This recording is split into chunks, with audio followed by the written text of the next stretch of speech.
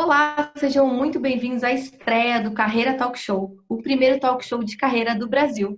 Meu nome é Giovana Cajueiro Toffolo, eu sou consultora de carreira e negócios, coach e parceira de negócios da Growth Strategy. E aqui comigo eu tenho o fundador disso tudo, que é o Paul. E aí, Paul, tudo certo? Tudo bem, Gi? Muito bem-vindos a todos nesse programa de estreia do Carreira Talk Show. Eu sou o Paul Barramontes, estrategista de carreira e negócios e fundador da Growth Strategy. E para esse programa de estreia desse projeto lindo, que eu estou tendo uma honra de fazer ao seu lado, Gi, nós vamos receber o Arthur Rufino, CEO da JR Diesel. Ele é conselheiro de diversas empresas e também presidente da Associação Brasileira de Desmontagem e Reciclagem Automotiva. Ele vai compartilhar a sua história e muitos insights para você, telespectador, que quer crescer na carreira. Olá, Arthur, seja muito bem-vindo ao Carreira Talk Show. Muito obrigada pela disponibilidade, por estar aqui compartilhando a sua história, a sua jornada com a gente.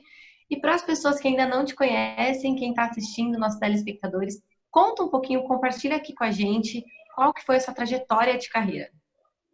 Bom, sou Arthur Rufino, presidente da JR Diesel, e muito diferente da maioria das pessoas que acabaram passando aqui com vocês, eu sou um sucessor familiar. E a gente tem uma empresa de desmontagem de veículos que é um conceito super complexo no Brasil, porque está muito relacionado à ilegalidade.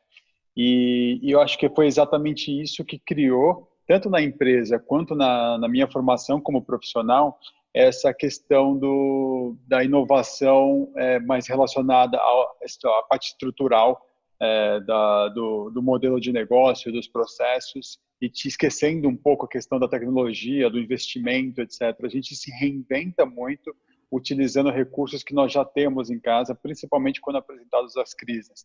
Então, eu posso falar que minha formação foi muito baseada em dores extremas e orientada por um mindset muito positivista e de perceber oportunidades nessas dores que veio do meu pai, Geraldo Rufino.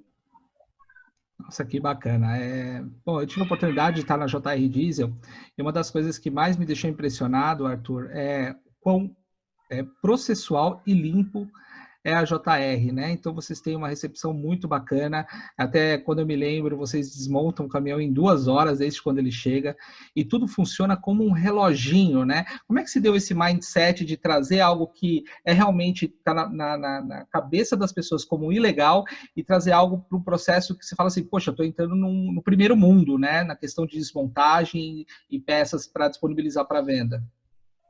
A gente brinca que a JR já nasceu com esse mindset de transformação, de desafio dos conceitos lá em 85, porque a JR nasceu literalmente de um acidente. Meu pai tinha 2 caminhões que puxavam adubo, um bateu no outro, a alternativa na época era desmontá-los e transformar em peça. Isso se mostrou viável e a gente brinca que logo em seguida a gente podia ter sido um desmanche como qualquer outro, mas a gente optou por inovar e só comprar os caminhões, nunca roubar, né? Mas, brincadeira à parte, o meu pai, ele vinha com uma cultura profissional que ele desenvolveu no Play Center. Ele trabalhou muito, 17 anos no Play Center. E o Play Center tinha muita questão do encantamento, da limpeza, da organização, das relações com grandes empresas, que muitas ofereciam o passaporte da alegria como benefício. Então, essa cultura que ele adquire no Play Center como funcionário, como executivo, ele começou como office boy e saiu como diretor, ele trouxe para um mercado que nunca tinha visto a palavra profissionalismo na vida, nunca tinha visto organização na vida. E ali começa a nascer essa cultura de um desmanche extremamente organizado, limpo e principalmente preocupado em oferecer para o cliente algo que ele nem pedia, que era a comprovação da origem das peças. E aí, a JR teve seus altos e baixos, mas muito mais altos do que baixos. E aí, chegou o momento de começar uma sucessão. Foi quando a gente quebra, em 2002, mais ou menos, de um investimento errado do meu pai. E aí, quando a gente quebra, a gente tem 2 oportunidades de reinventar a empresa, que tinha crescido de uma forma muito intensa, e tornou-se gastona, ganhava dinheiro fácil, então não tinha muito processo. Então tem essa transformação, porque pela falta de recursos a gente começa com uma transformação para uma coisa mais eficiente, etc. Mas também tinha a questão da formação de Arthur Rufino e Guilherme Rufino. Meu irmão muito parecido com meu pai, agressivo, vai para o comercial, vai para a operação. E eu era o cara tímido, reservado, que tinha essa qualidade da observação. Então começaram a se formar esses dois executivos ali naquele momento, porque a gente, se não fosse essa quebra, a gente hoje seria dois playboys sem noção. Então foi muito importante para nossa formação aquilo. E aí, quando a gente sai da concordata da JR Diesel em final de 2007, começa a solidificação desse processo. Então, meu irmão se posiciona definitivamente como um novo Geraldo Rufino ali dentro, e eu começo a ir para o outro lado, para começar a questionar esse modelo de negócio, para começar a me incomodar, por exemplo, como era feita a fiscalização policial dentro da empresa e começar a buscar soluções para que aquilo se comportasse de uma forma melhor. Então, foi duvidando muito desse modelo de negócio e desafiando ele de forma contínua e cíclica que a gente começa a formar o que seria o Desmanche 2.0, né? E aí, um belo dia, a gente ganha de presente a notícia de que iam proibir nosso segmento. E aí, eu já tinha passado 3, 4 anos preparando esse modelo de negócio novo, e foi a oportunidade que eu precisava, de assim, olha, o governo está pela primeira vez olhando para o nosso segmento de forma legal. E a legalidade na cabeça deles é, vamos proibir, porque 75% dos latrocínios está relacionado ao roubo de veículos. E aí a gente leva o nosso modelo e fala assim, ó, estamos aqui, a gente tem ISO, a gente tem manuais, a gente tem procedimentos, a gente tem todo um processo, sistemas para comprovar a origem. Se a gente ajudar vocês a regulamentar esse setor, de acordo com o que aconteceu na Turquia, ou de acordo com o que aconteceu na Argentina, etc., eu tenho subsídios para te provar que você vai ter a melhora que você precisa.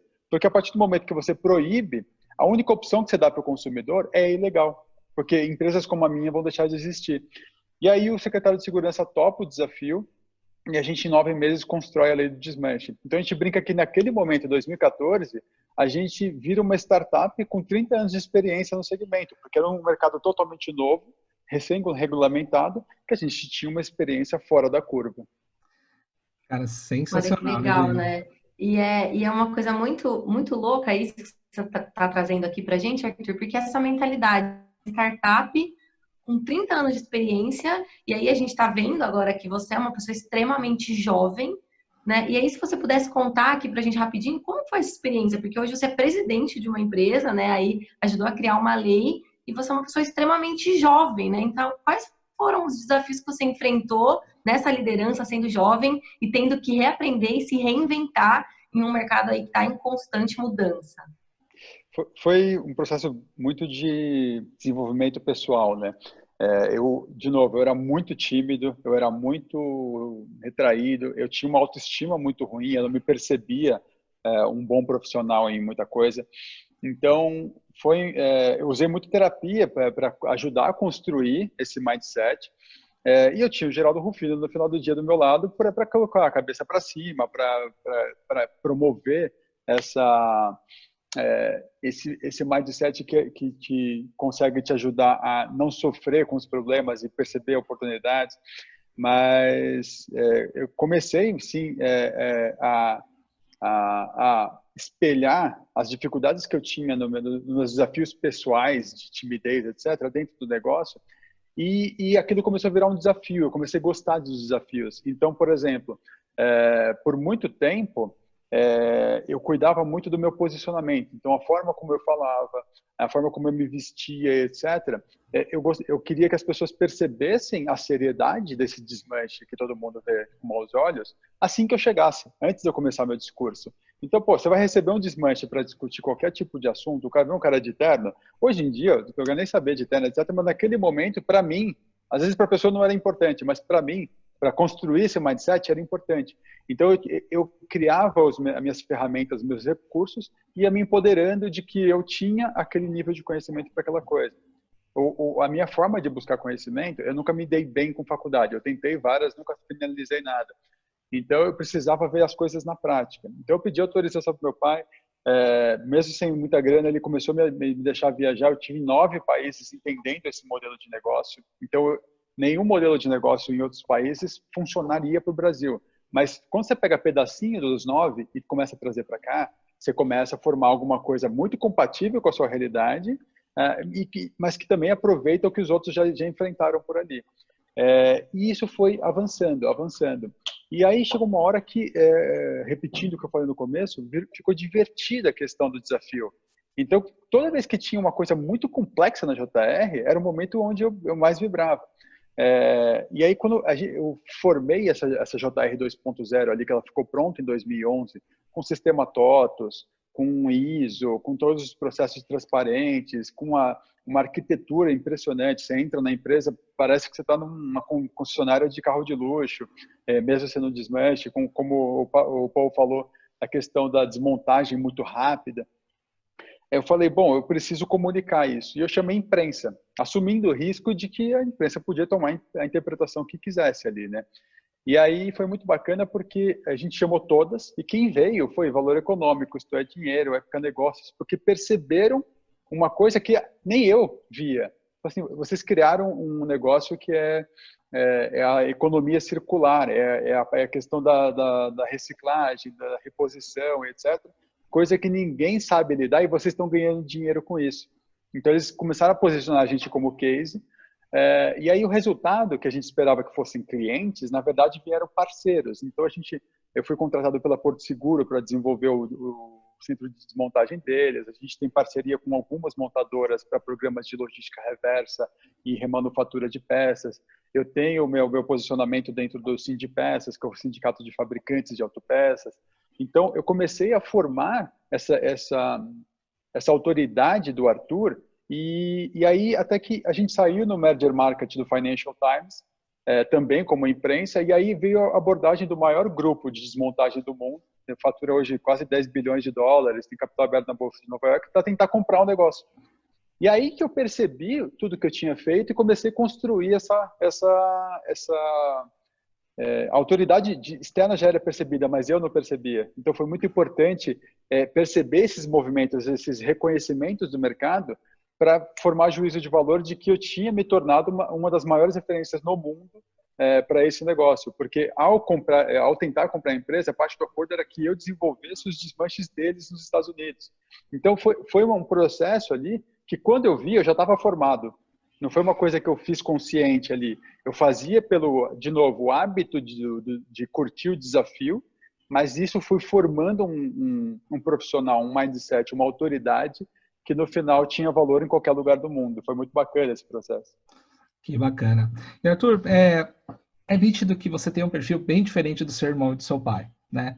Um perfil mais introspectivo. E normalmente no mundo corporativo, né, ouvindo o mundo corporativo, normalmente esses perfis são que não tem tantas chances de crescimento na carreira. Porque as pessoas querem aquelas pessoas mais expansivas, mais agressivas de fazer acontecer. E você mostra totalmente o contrário, né? Foi o seu perfil centrado que fez e formatou toda a JR Diesel, né? Uhum. Como é que foi essa discussão, né, para você se tornar o sucessor? Porque normalmente a tendência é que o sucessor tenha a mesma mentalidade do fundador, né? E aí vem você com um perfil totalmente diferente e se posiciona como o CEO da JR Diesel. Como é que foi isso internamente entre você, seu irmão, principalmente, que com certeza também queria essa posição, né? Eu não sei como é que funcionava isso, mas como é que isso se deu? Eu e meu irmão, a gente tem uma relação muito forte de amizade. E então, inclusive com meu pai, com a minha mãe, a gente tem uma relação, a gente prioriza a boa relação acima do resultado da empresa. Então, a gente brinca, a gente pode esperar um ano por uma decisão que vai dar 1 milhão a mais, mas a gente não pode esperar até o final do dia para resolver um desarranjo que a gente teve. Tem que finalizar o dia com um beijinho. E o que aconteceu ali foi que, nesse período de 2011 a 2014, quando saiu a lei, eu sabia o que eu estava fazendo, talvez eu não tivesse consciência de que eu realmente teria sucesso em construir a lei, mas foi tão chocante ver o cara que era tímidozinho ali, de repente ter transformado o mercado inteiro, a gente não estava falando mais só da JR Diesel, que a JR se transformou num nível que ficou muito óbvio que ninguém mais sabia gerir aquilo. Meu pai não tinha perfil, ou ele não sabia nem o que tinha acontecido muito bem com a JR, o meu irmão não tinha perfil para fazer aquilo. Essa tentativa de aquisição da empresa foi em 2012. Todo o processo de M&A, quem tocou fui eu. Então, ficou bastante claro que, apesar de não ter o perfil para operação, eu estava liderando coisas da empresa que ninguém mais saberia liderar. Então, foi em 2016, mais ou menos, num bate-papo, no café da manhã, que meu irmão falou, eu acho que tem que ser você. E aí a gente chamou meu pai para tomar café também, e aí foi uma brincadeira, eu sentei no lugar que ele gosta de sentar. Aí ele ficou olhando e falou, agora você não senta mais aqui. E a gente foi no café da manhã brincando que a gente decidiu que seria eu. Mas foi uma coisa amigável, tranquila, uma passagem de bastão tranquila, justamente porque a gente prioriza a boa relação. Então, inclusive, no mesmo 2016, a gente teve um conflito, eu e meu pai, não briga, mas conflito de decisões ali, que acabou com o nosso capital de giro, que deixou mais nítida ainda a necessidade de ser ou ele ou eu. Então, aquilo colocou um ponto final, que não tinha certo e errado, mas os dois, ao mesmo tempo, era muito errado. E aí aquilo foi a transição final, foi inclusive um impacto negativo que finalizou. Esse impacto negativo podia ter puxado de volta, né? Mas acabou acontecendo o contrário, porque, de novo, voltar já estava forte na cabeça do meu pai. Ele não era o futuro da empresa, a gente já tinha criado essa cumplicidade e a gente via muito valor. Eu respeitava e valorizava o legado e ele respeitava o que eu tinha construído e a inovação do futuro. Então, foi um processo bastante leve, mas foi leve porque, de novo, a gente desenvolveu muito mais as habilidades pessoais do que nossas competências profissionais. É muito legal, Arthur, inclusive porque esses valores, né, que vocês têm, aí você, pelo que está falando, um valor familiar muito forte, inclusive é uma das coisas que fez a empresa prosperar tanto e de maneira tão harmônica e fluida, né? Porque vocês conseguem se respeitar e respeitar as diferenças de vocês. Vamos fazer um intervalo bem rapidinho para a gente assimilar esse tanto de informação e a gente já volta com mais insights aí do Arthur. O mundo mudou. A forma como trabalhamos e aprendemos nunca mais será a mesma. Você está preparado para este novo mundo?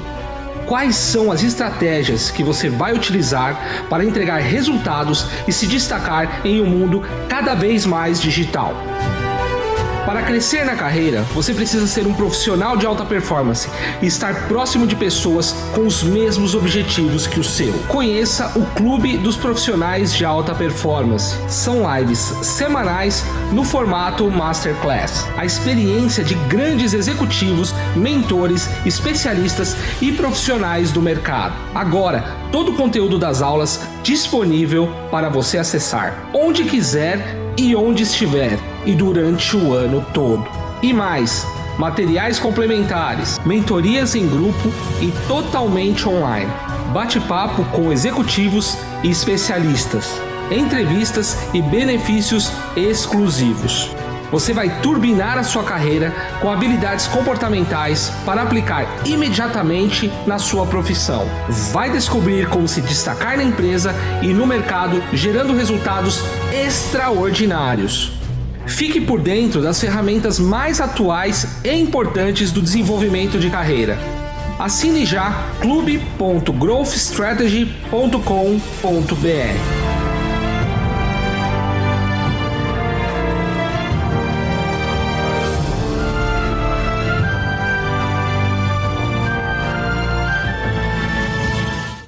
Voltamos.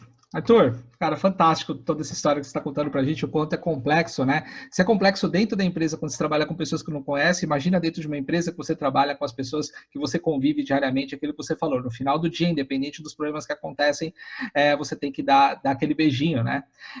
E aí teve um momento interessante da sua carreira que você saiu da JR Diesel, eu lembro muito bem de um post que você fez, falou assim, eu estou saindo para desenvolver características que são importantes para a minha volta. né? Eu lembro que me impactou muito esse artigo. Eu falei, cara, que coisa de gênio, né? Porque assim, ele é sucessor de um negócio que se mostrou uma revolução de todo o mercado, né? No Brasil não se via algo desse tipo. E aí, muito humildemente, você resolve sair para poder desenvolver competências e voltar. Como é que se deu essa decisão? Como é que foi esse processo? Ali, de novo, né? A gente costuma falar que a gente é muito sortudo. E conversando com amigos ali do Superbid, a gente percebeu uma potencial fusão entre nossos negócios, ou pelo menos parte dos negócios do Superbid. E aí a ideia era que, de novo, eu liderasse essas negociações e para tentar criar uma nova unidade dentro do Superbid, na questão de leilões, que tinha a ver com o nosso segmento. E aí, no meio do caminho, o fundador do Superbid foi me conhecendo mais. Ele era muito amigo do meu pai, né? Ele me conhecia há pouco. E aí ele falou, pô, Arthur, eu queria que você fizesse um pouco do que você fez no JR aqui dentro, né? E acabou sendo uma oportunidade legal, porque eu iria para fazer o trabalho que eu tinha que fazer lá dentro, mas já olhando para essa potencial fusão dessas áreas de negócio. E acabou não acontecendo por diversos motivos, que não vem ao caso, mas eu passei um ano lá desenvolvendo diversos projetos, foi super interessante, uma cultura muito diferente da cultura do JR. É uma empresa também familiar, mas com um perfil familiar muito diferente do meu. E realmente, o que eu mais absorvi da minha experiência lá dentro foi viver num ambiente onde ninguém olhava para mim como filho do dono. Então, eu pude desenvolver outro tipo de liderança. Eu precisava desenvolver a empatia, a simpatia e um monte de outras coisas com gente que não ia simplesmente falar amém porque meu sobrenome era Rufino. Então, foi muito, muito, muito legal. Foi uma grande experiência na minha vida. E quando eu acabei esse período no Superbid e voltei para o JR, eu cheguei até a questionar se eu queria voltar para a JR, porque eu comecei a querer me desafiar um pouco mais para deixar mais difícil ali a vida, né, nessa questão. Talvez não outro emprego, mas eu comecei a olhar para outras oportunidades de startups, que eu já era mentor ou conselheiro e etc. E aí foram 6 meses ali que eu estava dentro da JR, olhando para tudo isso. Eu estava 80% fora, 20% dentro. E aí até que até um pouco desse desafio, dessa permanência nessa inovação que eu estava envolvido nas startups, começou a aflorar uma porrada de ideias de que eu poderia aplicar na JR. E aí dali começou a nascer a JR 3.0. Que fantástico. Então, para você ver como é importante, né? Muitas vezes você sair de um ambiente, né? Daquele ambiente, o filho do dono, para um ambiente onde você pegou tudo aquilo que você criou, colocou na prática em um outro ambiente, viu que deu certo, né? Isso te transformou, te deixou mais forte, né? Para você voltar e transformar o mercado.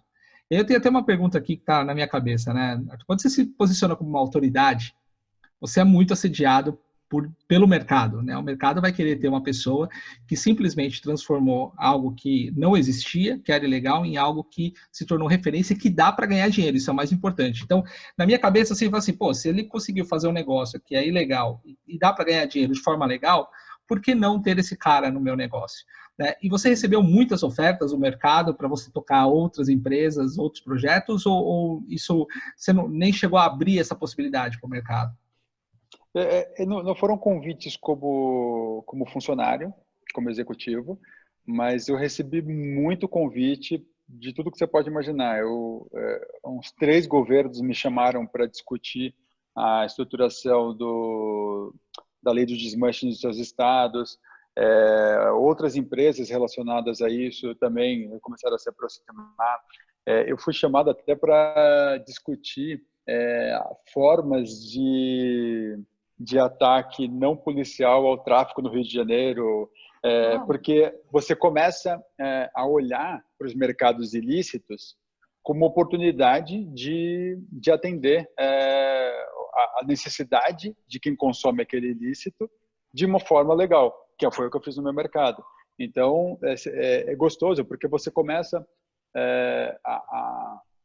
na prática, o que a gente fez, o que eu fiz foi replicar o que eu fazia com caminhão, que é uma desmontagem que define qualidade das peças, para quem compra cada tipo de peça, quem compra cada nível de qualidade de peça, e tem o melhor valor possível na saída. Eu comecei a fazer isso com negócios e modelos de negócios, porque uma das coisas que pouca gente sabe é que a minha startup mais bem-sucedida é meu pai, porque parte do processo de sucessão foi mudar o propósito de vida dele. O propósito de vida dele era a JR.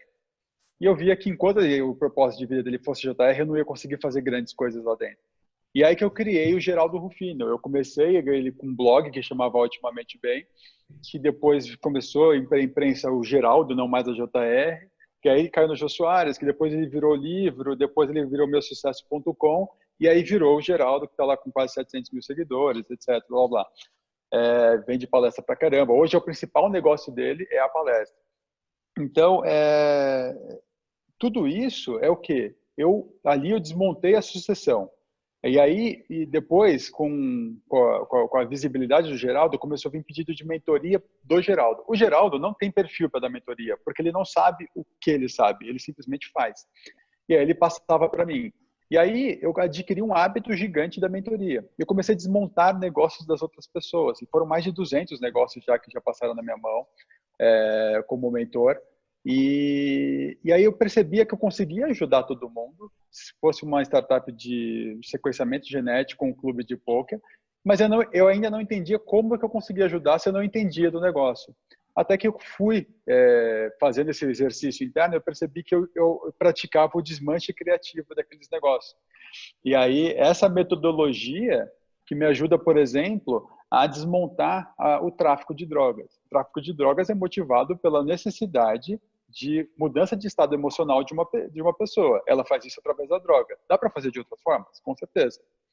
Dá para fazer isso de forma lícita? Talvez. Então você começa a buscar, você começa a ver de outra forma, e você vai ver que atacar o traficante não é a questão, você tem que atacar o consumo da droga. Então, isso vira hábito, e aí até está virando livro agora. Eu estou descrevendo com a editora Gente esse livro sobre desmanche criativo, para que pequenos, médios ou grandes negócios adquiram o mindset de que a inovação é baseada em coisas que você já tem em casa, não é tecnologia, não é investimento anjo, ou seja o que for, e aí você adquire esse hábito de questionar. E aí você inovou e lembra que ao final da inovação, ela já está velha, você tem que começar de novo. E aí isso que vai criando a JR 3.0, 4.0 e daqui a pouco a gente vai ter a 20.0. Cara, que fantástico. De tudo que você está falando, você é um baita de um estrategista, né? Porque até você pensou na questão da sucessão, da desconstrução do Geraldo JR para o Geraldo Rufino, que hoje é querido pelo Brasil inteiro, a sua história é inegável, mas mostra o quanto de todo esse conceito que hoje você aplica em empresas, né, está enraizado na sua como é que eu vou dizer, na sua personalidade, né? Na história, né? Na história dele. Exato, né? Essa montagem do quebra-cabeça para fazer tudo funcionar é algo fantástico. E isso se deu como, Arthur? Isso veio da criação? Isso veio... teve alguma coisa que você ouviu ou é natural? Veio já no programa Arthur Rufino de nascimento? Eu nasci questionador, mas eu não era um inovador. Eu era criativo, bastante criativo, então eu tinha uma relação com artes, por exemplo, então eu desenhava muito bem. Eu era um cara que gostava de conhecer as coisas por dentro, então, sei lá, com 7 anos de idade eu estava desmontando videocassete em casa, eu que montei, eu que instalava tudo. Mas ainda isso não define essa personalidade que eu tenho hoje. Eu acredito que a grande virada foi a terapia, o que me ajudou a canalizar essas qualidades que eu tinha em alguma coisa útil, prática para os meus objetivos.